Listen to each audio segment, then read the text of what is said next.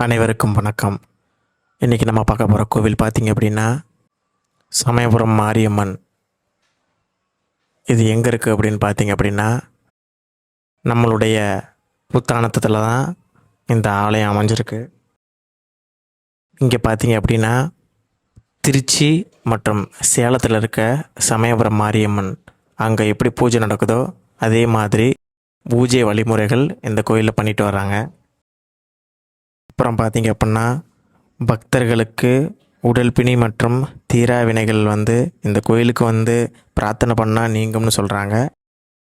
இங்கே விசேஷ நாட்கள் பார்த்திங்க அப்படின்னா செவ்வாய், வெள்ளி மற்றும் ஞாயிற்றுக்கிழமைகளில் சிறப்பு பூஜைகள் நடைபெறும்னு சொல்கிறாங்க. இங்கே நேர்த்திக்கடன்கள் அப்படின்னு பார்த்திங்க அப்படின்னா மாவிளக்கு ஏற்றுதல் மற்றும் பொங்கல் வைத்து அம்மனுக்கு படைத்தல், இவைகள் மட்டுமே இங்கு நேர்த்திக்கடனாக அம்மனுக்கு வழங்கப்படுகிறது.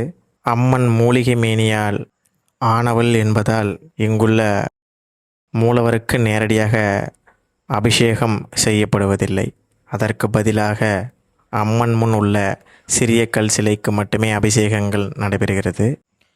இக்கோயிலின் சிறப்பு பார்த்திங்க அப்படின்னா அன்னை 8 திருக்கரங்களுடன் தலையில் 5 தலை நாகம் குடைபிடிக்க அசுரர்களின் தலைகளை தன் காலடியில் மிதித்தபடி அமர்ந்த கோலத்தில் கம்பீரமாக காட்சி தருகிறாள். மாசி மாதத்தின் கடைசி ஞாயிற்றுக்கிழமை முதல் 28 நாட்களும் உலக நலனுக்காக அம்மனே பச்சை பட்டினி விரதம் மேற்கொள்கிறார்.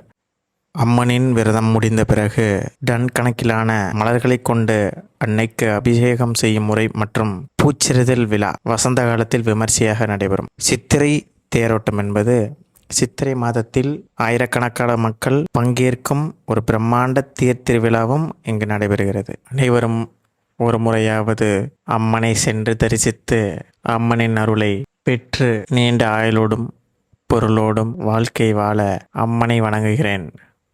நன்றி.